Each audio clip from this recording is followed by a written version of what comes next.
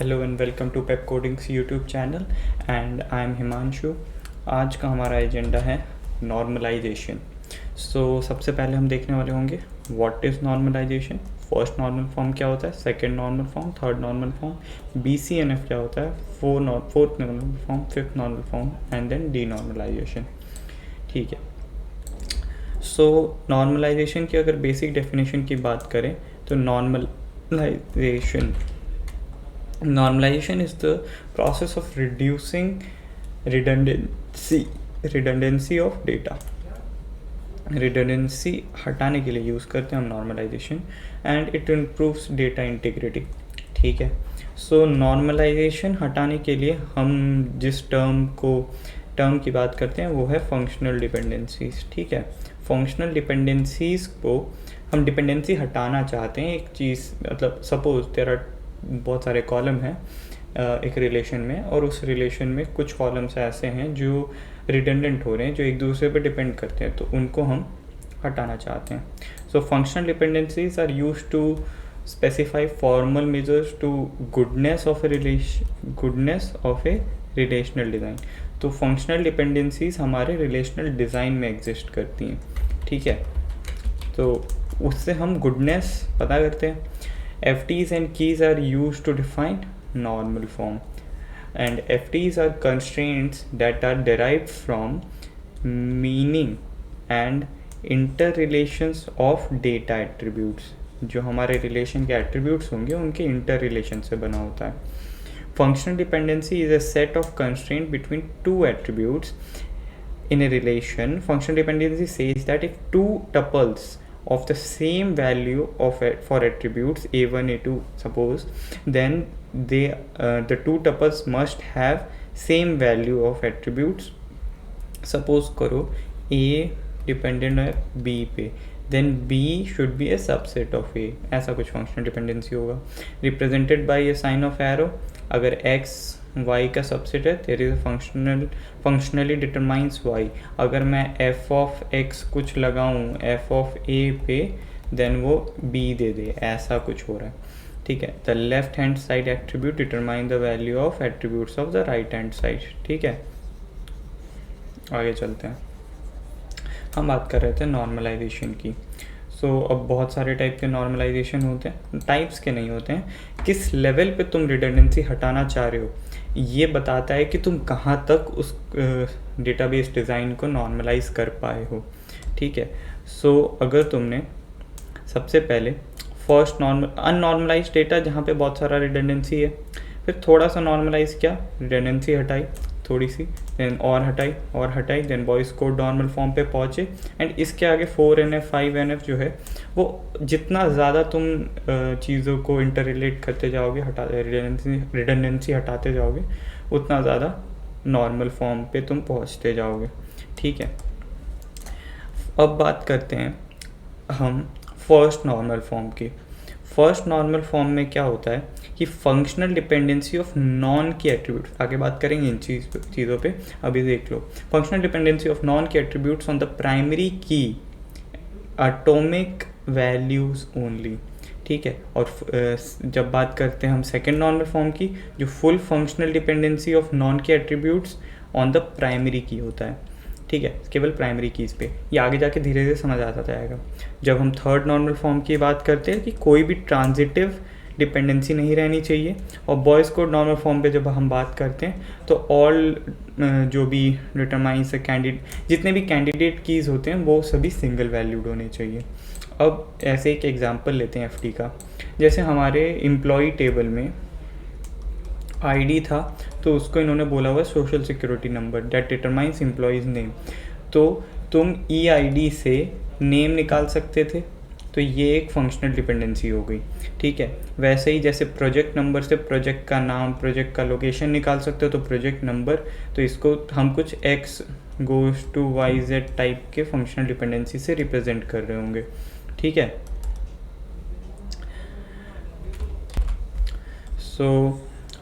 Employ का जो social security number है and project number determines the hour per week of that employee. तो social security number और project number से तुम आर्स भी निकाल सकते हो। सपोज़ जो टेबल है तुम्हारा, रिलेशन है, वहाँ पे एक जगह पे social security number goes to name है, then project number goes to hours है, and social security number and project number both goes to hours हो गया एक पर्टिकुलर एम्प्लॉय के लिए। ठीक है, तो अब हम बात करते हैं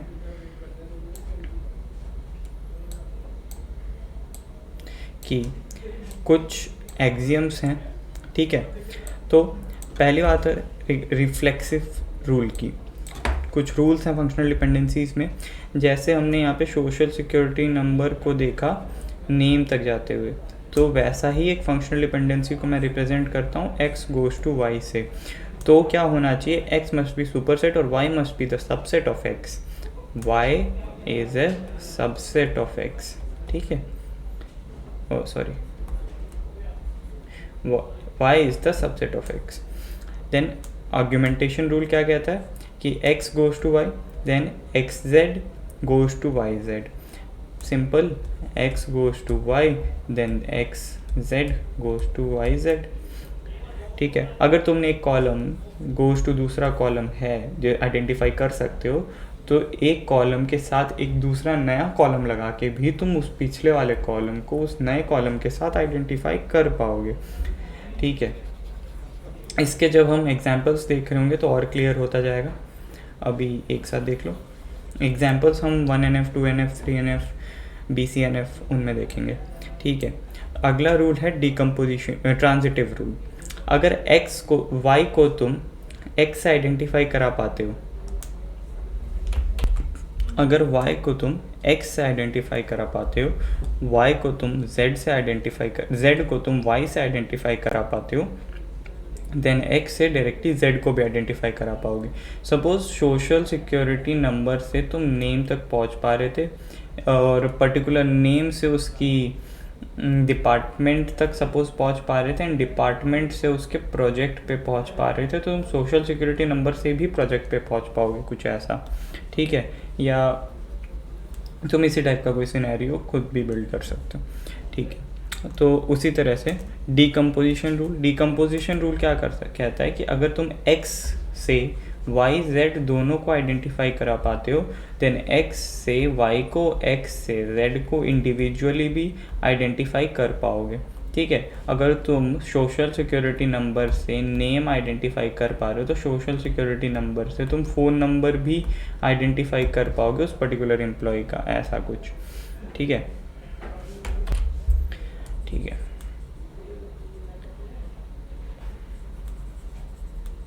तो अब सूडो ट्रांजिटिविटी रूल देखते हैं। सूडो ट्रांजिटिविटी रूल तुम्हें देख के ही समझ आ रहा है कि वो थोड़ा सूडो है, डेराइव्ड टाइप का है। तो x से अगर तुम y आइडेंटिफाई करा पा रहे हो, तो मैं क्या, और yz से तुम w आइडेंटिफाई करा रहे हो, तो xz से तुम w आइडेंटिफाई करा पाओगे। ये दोनों चीज़ें गिवन है। ठीक है, ठीक है, जैसे सपोज ID से तुम नेम आइडेंटिफाई करा पा रहे हो और उस नेम और उसके फ़ोन नंबर से यूनिक बना के एक उसका प्रोजेक्ट आइडेंटिफाई करा पा रहे हो, तो तुम सोशल सिक्योरिटी नंबर और फ़ोन नंबर से डायरेक्टली प्रोजेक्ट आइडेंटिफाई करा पाओगे उस पर्टिकुलर रिलेशन में, ऐसा कुछ। तो आ जाओ इसका डेरिवेशन देखते हैं। ये डेराइव होगा ट्रांजिटिव रूल एंड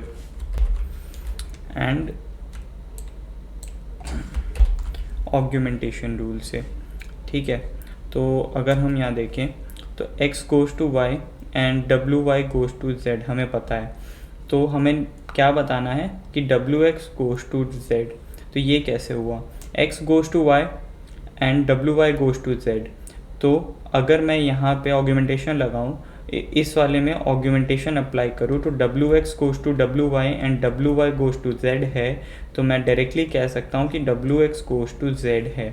ठीक है, तो ये बाय ट्रांजिटिव रूल। अब बात करते हैं trivial functional dependency and non trivial functional dependency क्या होते हैं। Trivial functional dependency, if a functional dependency x goes to y holds where x is a subset of y is a subset of x, then it is called trivial functional dependency. and non trivial functional dependency क्या होते हैं, if x goes to y holds where y is not a subset of x, then non-trivial functional dependency. and complete functional dependency क्या होता है, जहाँ पे y is null, y के अंदर कुछ भी नहीं है, ठीक है, y is phi in the sets term. If ft holds x goes to y, y can be determined by x holds, then if y is null set is said to be completely non-trivial functional dependency. अब a database is not perfect, then it may contains anomalies, कुछ anomalies होंगे. अब update anomaly क्या होता है, if data items are scattered and are not linked to each other. अगर मैं ऐसा कुछ ना करूँ कि जैसे सोशल सिक्योरिटी नंबर से तुम नेम आइडेंटिफाई नहीं कर पा रहे हो, तो तुम अपडेट करते वक्त गलतियाँ कर दोगे. सपोज दो लोगों का 1 ID 2 ID 1 ID पे 2-3 डिफरेंट नाम है, ABC है, तो इसको आइडेंटिफाई किया और इसको आइडेंटिफाई किया और अपडेट करते हो गलती से इसका नाम भी डी और इसका नाम भी डी कर दोगे, है ना. Then it could lead to a strange situation. For example, when we try to update one data having its copy scattered over several places, a few instances get updated properly while a few others are left with old values. Such instances leave database is in an inconsistent state. Suppose ऐसा भी तो हो सकता है कि suppose तुमने phone number लेके चीज़ों को अपडेट करने की कोशिश की और 2 लोगों के 3 लोगों के सेम फ़ोन नंबर थे, तो गलत चीज़ें अपडेट हो जाएंगी ना. वैसा ही डिलीशन के साथ भी है.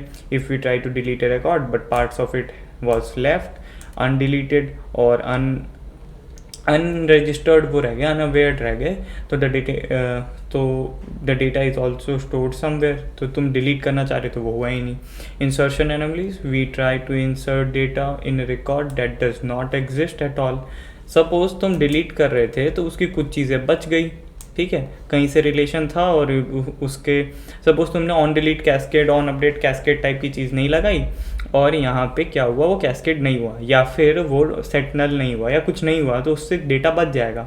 और अगर वो बच जाएगा तो तुम उसमें इंसर्ट कर दोगे गलती से कुछ, तो वो रिकॉर्ड एक्चुअली में एग्जिस्ट नहीं कर रहा. सपोज स्टूडेंट है, उसको पढ़ाने वाला टीचर है, अब स्टूडेंट को 1 को टीचर ID 100 पढ़ा रहा था, अभी सपोज टीचर ID 100 छोड़ के चला गया, तो स्टूडेंट के स्टडिंग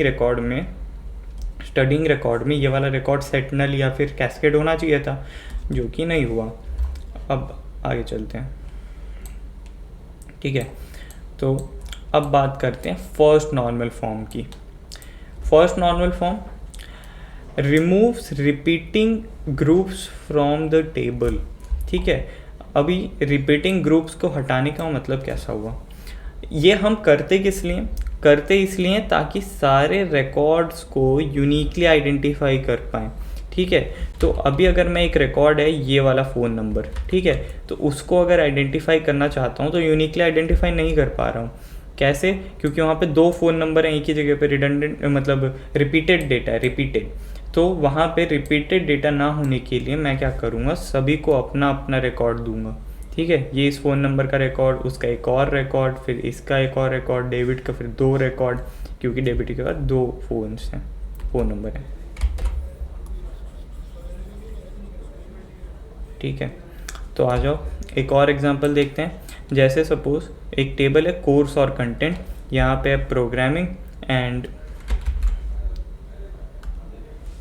प्रोग्रामिंग में सपोज C++ जावा है, वेब में HTML CSS JS है. तो अगर तुम यहाँ पे कहना चाहो कि कोर्स का जो कंटेंट है क्या वो यूनिकली आइडेंटिफाई हो सकता है, नहीं हो सकता. प्रोग्रामिंग खोलोगे 3 चीज़ें मिल जाएंगी, वेब खोलोगे 3 चीज़ें मिल जाएंगी. तो हमने क्या किया, प्रोग्रामिंग के लिए एक अलग रिकॉर्ड रखा. ए रिकॉर्ड किसको बोलते हैं, एक रो को एक पर्टिकुलर रिकॉर्ड बोलते हैं. प्रोग्रामिंग के लिए 3 अलग अलग रिकॉर्ड बनाए, वेब के लिए 3 अलग रिकॉर्ड बनाए. तो अब अगर तुम ये देखोगे कि ये दोनों कॉलम्स को मिला के ना ये कैंडिडेट की होगा, ठीक है. अब बात करते हैं सेकंड नॉर्मल फॉर्म की. सेकंड नॉर्मल फॉर्म क्या कहता है, एंड उसके लिए हमें 2 चीज़ें पहले समझने की ज़रूरत है, प्राइम एट्रीब्यूट्स और non prime attributes. Prime attributes क्या होते हैं, an attribute which is a part of primary key is a prime attribute. Suppose अगर ID की मैं बात कर रहा था जो कि 1 2 3 सीरियली जा रही थी, तो वो क्या है, एक प्राइम एट्रीब्यूट्स है. बट अगर मैं नेम की बात करूँ क्या वो यूनिकली आइडेंटिफाई कर सकता है किसी रिकॉर्ड को? ज़रूरी नहीं है कि मेरा नाम हिमांशु है तो एक और बंदा ज्वाइन नहीं कर सकता कंपनी में हिमांशु नाम का, कर सकता है ना। तो नेम को हम प्राइम एट्रीब्यूट नहीं बोलेंगे। Non prime attribute, an attribute which is not a part of primary key. For second normal form it has to be in first normal form, ठीक है। तो सारे रिकॉर्ड्स यूनिकली आइडेंटिफाइबल होने चाहिए। Table also should not contain partial dependencies, ठीक है, partial dependencies नहीं होनी चाहिए टेबल में। आ जाओ एक एग्जांपल देखते हैं। एक एग्जांपल, ये एम्प्लॉय टेबल है, फिर से एम्प्लॉय टेबल, एम्प्लॉय आईडी है, डिपार्टमेंट आईडी है, उसका लोकेशन है, ठीक है। तो अगर तुम इसको ध्यान से देखो तो हम एम्प्लॉय आईडी और डिपार्टमेंट आईडी को एक साथ रख लें, एक रिलेशन टेबल बना लें, ठीक है। इस रिलेशन में employee ID department ID store करें, कौन सा एम्प्लॉय किस डिपार्टमेंट का है, एंड यहाँ पे हम डिपार्टमेंट आईडी से ये आइडेंटिफाई कर रहे हैं कि उस डिपार्टमेंट का क्या लोकेशन है, क्योंकि ऐसा हो सकता है ना कि एक से ज़्यादा एम्प्लॉयज़ एक ही डिपार्टमेंट में हो, ठीक है। तो अब बात करते हैं थर्ड नॉर्मल फॉर्म की। थर्ड नॉर्मल फॉर्म में it has to be in second normal form, इसकी डिपेंडेंसी है कि कोई चीज़ सेकेंड नॉर्मल फॉर्म में फिर थर्ड नॉर्मल फॉर्म में जाएगी, BBCNF में जाएगी, फिर फोर्थ में जाएगी, फिर फिफ्थ में जाएगी, ऐसे करके तुम जितना रिड्यूस कर पाओ करो। एंड मोस्ट, जिसमें सबसे ज़्यादा मोस्ट नॉर्मलाइज्ड जो डिज़ाइन है, database design, that is near to the perfection. There should be no transitive dependency for non prime attributes. देखो, ID goes to name, name can identify his department and department can identify project। तो ऐसा कुछ नहीं होना चाहिए। मतलब transitive dependency तो थी ना, X goes to Y, X goes to Y,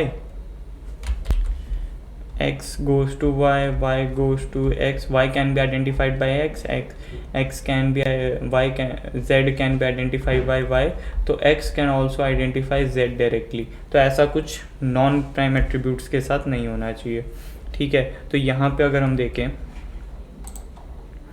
तो जैसे ID से तुम सब्जेक्ट आइडेंटिफाई कर सकते हो, सब्जेक्ट से तुम डायरेक्टली सब्जेक्ट। तो इसको हम रिड्यूस क्या कर देंगे कि हम एक दो टेबल बना लेंगे। सपोज ये टेबल है सब्जेक्ट का, ठीक है, सब्जेक्ट का, ठीक है। तो ये सब्जेक्ट आईडी से सब्जेक्ट बताता है। अब स्टूडेंट आईडी से डायरेक्टली हम सब्जेक्ट आईडी आइडेंटिफाई करेंगे, क्योंकि ढेर सारे स्टूडेंट ऐसे हो सकते हैं जो सेम सब्जेक्ट आईडी पढ़ रहे हो, तो हम सब्जेक्ट आइडेंटिफाई करेंगे और यहाँ पे सब्जेक्ट आईडी से सब्जेक्ट आइडेंटिफाई कर लेंगे, ठीक है। तो और एक देखते हैं, जैसे यहाँ पे हमने डेटा नहीं भरा है, मगर ये एक रिलेशन है, स्टूडेंट आईडी है, नेम है, सिटी है, जिप कोड है। अब मैं कहूँ तो तुम जिप कोड से सिटी आइडेंटिफाई कर सकते हो, तो सीधा जिप कोड और सिटी को अलग रख लो, क्योंकि ऐसा भी तो हो सकता है एक ही ढेर सारे स्टूडेंट एक ही जिप कोड पे रहते हो, मतलब एक बिल्डिंग में रहते हो टाइप समझ लो। We find that in the above student details relation student ID is the key, prime attribute है ये, ठीक है। तो ये की है एंड ओनली प्राइम एट्रीब्यूट, ठीक है। तो ये नॉन प्राइम एट्रीब्यूट्स हैं। we find that city can be identified by student ID as well as zip ID itself, zip code itself. Neither zip is a super key nor city, ये दोनों non prime attributes हैं basically. So in non prime attributes को हम कहीं ले जाते हैं अलग से, nor city is a prime attribute. Additionally, student ID goes to zip ID goes to city, so there exists a transitive dependency जिसको हटाना बहुत ज़रूरी है, तो उसको हम इस तरह से हटा लेंगे, ठीक है। अगर तुम डेटा के बारे में सोच के चीज़ों को आइडेंटिफाई करोगे तो ज़्यादा इजीली आइडेंटिफाई कर पाओगे, ठीक है। अब बात करते हैं बॉयज़ कोड नॉर्मल फॉर्म की। बॉयज़ कोड नॉर्मल फॉर्म और BCNF, इसकी डिपेंडेंसी है कि जो तुम्हारा डिज़ाइन है वो अभी 3NF में एग्जिस्ट करना चाहिए, ठीक है। अगर तुम्हारा डिज़ाइन 3NF में है तो every functional dependency A goes to B, then A has to be a super key, ठीक है। सुपर की क्या होता है? सुपर की होता है set of one or more attributes which can uniquely identify records of the relation, ठीक है। जब हमने ER डायग्राम्स की बात की थी, तो उसमें सारी चीज़ें मेंशन्ड है, जाके वो वीडियो भी देख सकते हो। तो अभी एग्जाम्पल देखते हैं, ठीक है। एग्जाम्पल में सपोज ये एक स्टूडेंट टेबल है, ठीक है। स्टूडेंट आईडी है, सब्जेक्ट आईडी है, प्रोफेसर का नाम है। तो इस स्टूडेंट आईडी से हम सब्जेक्ट आइडेंटिफाई करें और वो कौन सा प्रोफेसर पढ़ा रहा है। अगर तुम डेटा के बारे में ध्यान से सोचो तो एक ही सब्जेक्ट बहुत सारे स्टूडेंट भी पढ़ सकते हैं, ठीक है, और वो एक ही प्रोफेसर पढ़ा रहा होगा। तो हम कुछ इस तरह का क्यों ना कर लें, स्टूडेंट आईडी को प्रोफेसर आईडी के साथ रख लेते हैं कि कौन सा प्रोफेसर किस स्टूडेंट को पढ़ाया जा रहा है, एंड देन हम ये आइडेंटिफाई कर लेंगे कि उस प्रोफेसर आईडी से वो कौन से सब्जेक्ट्स पढ़ाता है और उसका नाम क्या है। तो एक प्रोफेसर टेबल,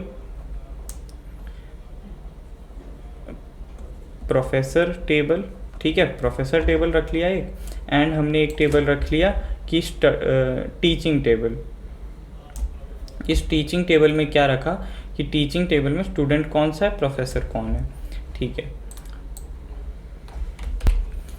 अब बात करते हैं 4NF क्या होता है। 4NF, a relation is in 4NF if it is in BCNF। जैसे 1NF के बाद 2NF के बाद 3NF के बाद BCNF के बाद 4NF, फिर 5NF, फिर 6NF। ऐसे तुम जितना तोड़ते जाओगे उतना नॉर्मल फॉर्म बनता जाएगा तुम्हारे डिज़ाइन का, और इतना ज़्यादा तोड़ रहे हो तो तुम्हारा डिज़ाइन बहुत बेकार होगा।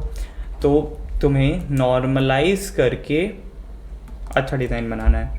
सो a relation is in 4NF if it is in BCNF and has no multi-valued dependency। अगर x goes to y था, yz था, तो ये मल्टी वैल्यूड हो गया ना।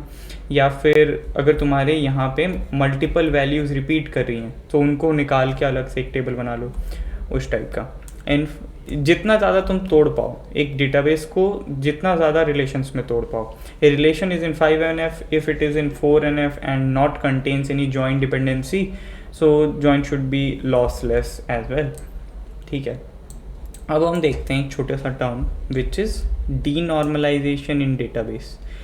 When we normalize table we break them into smaller tables, ठीक है। नॉर्मलाइज करने के लिए, रिडंडेंसी हटाने के लिए छोटे टेबल्स में रिलेट करके तोड़ देते हैं। So when we want to retrieve data from multiple tables we need to perform some kind of join operation, जो कि हमने देखा है। In that case we use to denormalization technique that eliminates the drawback of normalization। अब normalization से क्या होता है, एक रिलेशन दूसरे रिलेशन से रिलेट होके तीसरे रिलेशन से रिलेट होके चौथा रिलेशन बनाता है, और ऐसे करके हम उलझ से जाते हैं। तो हम डीनॉर्मलाइजेशन टेक्निक्स यूज़ करते हैं, जॉइंस यूज़ करते हैं, जहाँ पे ऑन आईडी गोज टू दूसरा आईडी, ऐसा कुछ करते हैं। जॉइंस की वीडियो देख के आओ अगर तुम्हें जॉइंस का ज़्यादा आइडिया नहीं लग रहा है तो। Denormalization is a technique used by database administrator to optimize the efficiency of their database infrastructure in the retrieval, like records निकालने के लिए। This method allows us to add redundant data, like हम जब नॉर्मलाइज कर रहे थे या left join right join वाली चीज़ें कर रहे थे, तो राइट जॉइन वाली चीज़ें आ गई, लेफ्ट जॉइन वाली चीज़ें आ गई, ठीक है। तो ऐसे चीज़ें रिपीट भी हो सकती हैं कभी कभी। तो this method allows us to add redundant data into a normalized database to elevate issues हटाने के लिए with the database queries that merge data from several tables। हम 2-3 टेबल पे एक साथ ज्वाइन लगाते हैं into a single table। जब तुम ज्वाइन लगा के सिलेक्ट क्वेरी मारते हो तो एक ही टेबल तो आती है। The denormalization concept is based on the definition of normalization। मतलब नॉर्मलाइज किया है तभी तो डिनॉर्मलाइज कर रहे हो, रिलेशन बनाया है तभी तो जॉइन विन लगा रहे हो। That is defined as arranging a database into tables correctly for a particular purpose.